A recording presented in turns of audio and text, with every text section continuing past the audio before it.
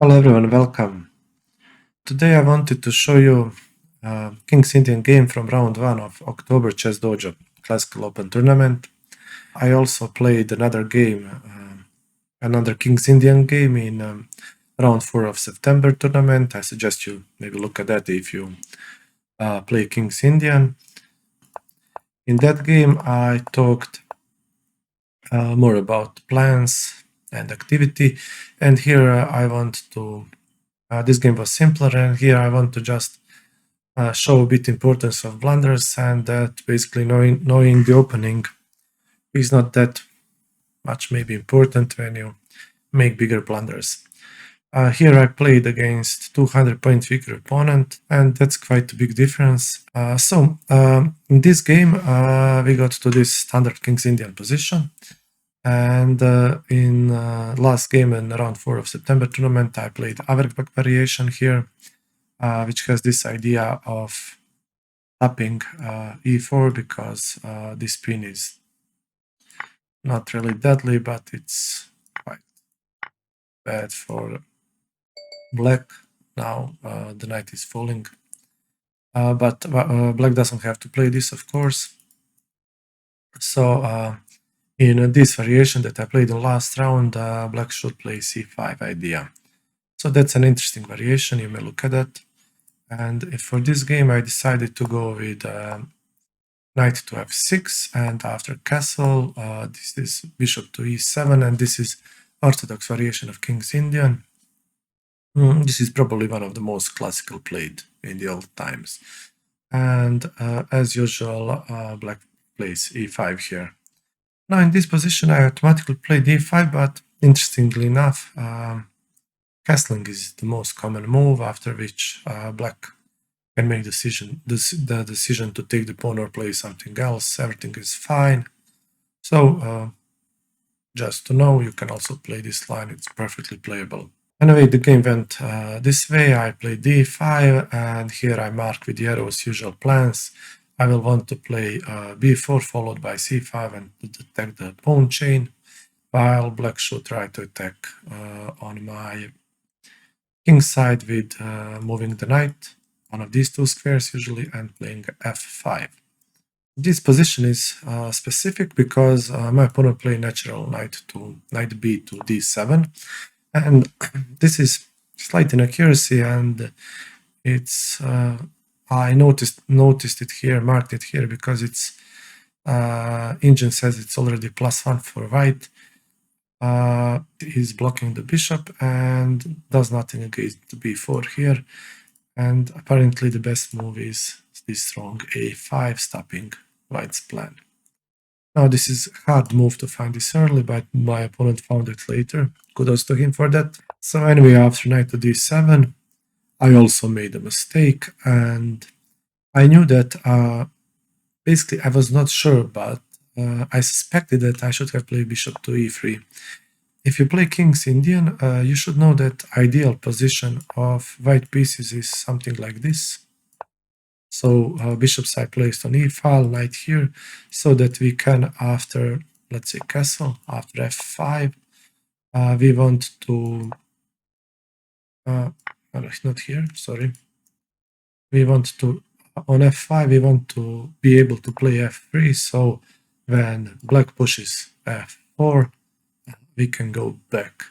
And this is quite a good position, playable position for white, in which black has trouble to get to the king. It's not easy to occupy these squares, and white has simple plan of attacking the pawn chain here. And it's usually a race who first wins.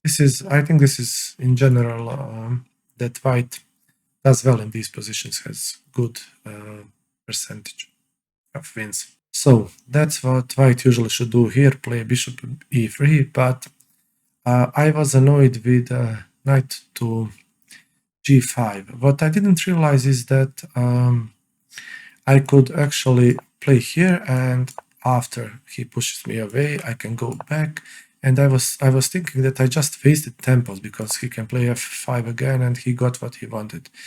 But apparently this specific position here is quite good for white because we have access to e5, and this is, I guess, advanced stuff and hard to see because, for example, on this move I can push the back, but let's say this way. We also have this move which is actually good for white. Interestingly enough, after knight to d5, it's unusually hard to take down this pawn. I was looking at some of these lines with Stockfish, and black needs like, I don't know, 5 extra moves just to pick up this pawn because white has so many threats. First threat here is, for example, this fork. And white has good position, but I guess this is out of our level. I didn't, of course, saw this. So I thought that I would be just losing tempo if I play bishop to e3. So instead of bishop to e3, I decided to castle, and my opponent jumped to c5. Now it's nice looking square, double attacking the pawn. So I decided to defend the pawn. He proceeds with his plan, but the problem with this move is that I now have b4 pushing the knight away, and he has to go back. Now he again blocked his bishop. And here I went with knight to g5, which is simply a mistake.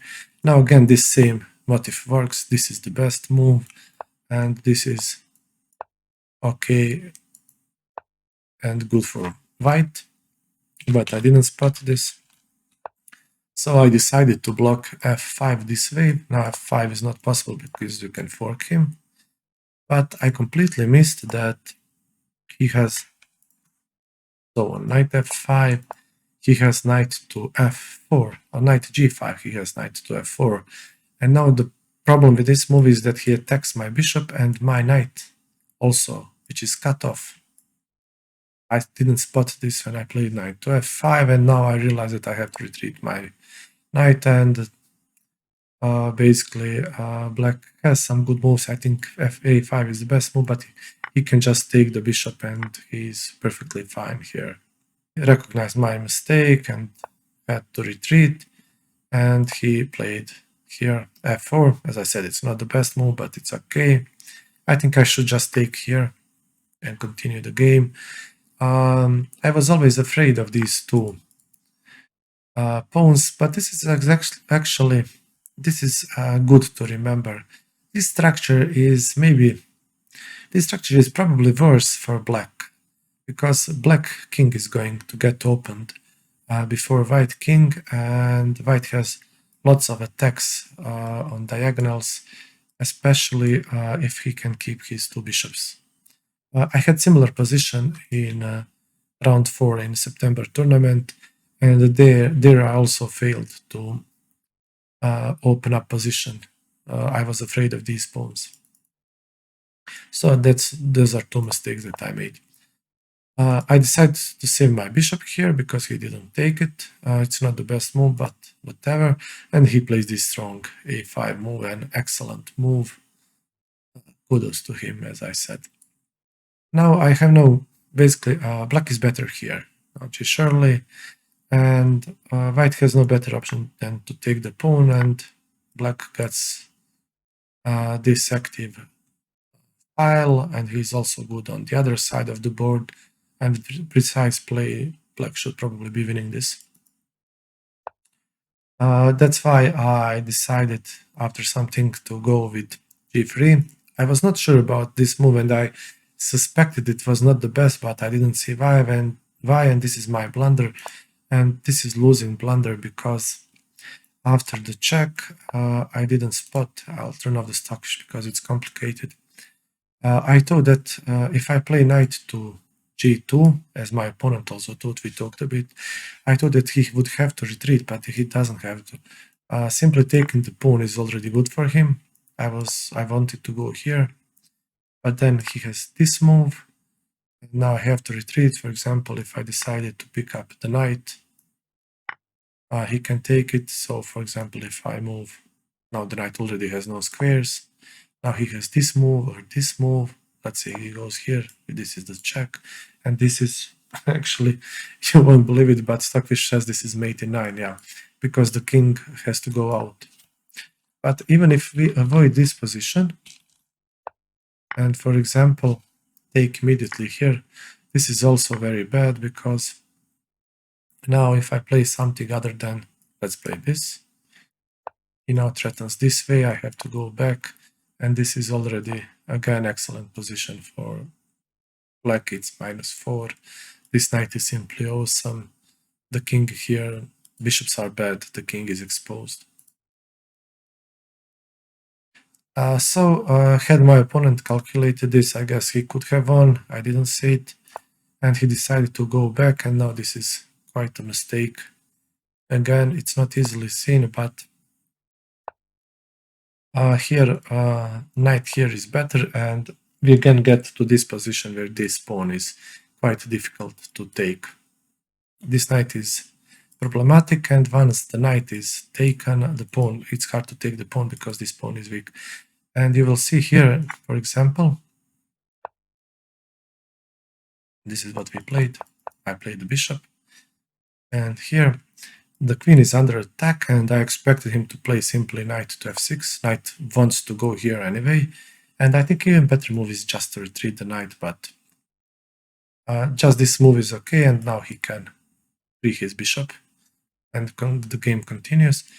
But for some reason, he decided to move away his queen, and it took me like only a minute just to spot the move and check that it's sure, because white has here knight to b5, attacking the weak pawn, and the pawn cannot move because this is again the fork. And in the game I didn't even realize how strong this move is, because now it's not that only this pawn falls, but this pawn either falls or the rook. So there is no way to defend the pawn, and the opponent went with take here, which is reasonable move. I can capture, but it's not good, and that's why I decided to go back. I first picked up the pawn. Now the queen almost has no squares, it has to go here, and then I decided to retreat, and now I have no problems. He can push, but I can even just take this way, and I'm perfectly safe, because okay, he double attacks here, and his rook is hanging. So in this position, he also cannot really save his rook. That's the sad story. Or for example, if he tries to save the rook, you can simply here play knight to b5, and now this pawn cannot be saved. And you will notice if he plays something dumb, let's say this, now the queen is trapped. The queen doesn't have any squares. So it's an awful position, and it's already -5. After queen to e1, the position is so bad that it's completely lost. My opponent saw lots of this, I think, and he decided to give up his rook here. But then the knight is stranded, and he's then exchanged down, and the rest was quite simple. This is also playable, but it's complicated. I thought I was losing a piece, but it's winning. So anyway, we just exchanged pieces here. And let's see. The way to win this position is, for white, if you have trouble converting, is just to open the lines. White has 2 rooks, and if we can open the line, rooks will dominate the knights, an easy win. Bishop also love open lines and open diagonals, so that's why I play this, and now I will open the lines.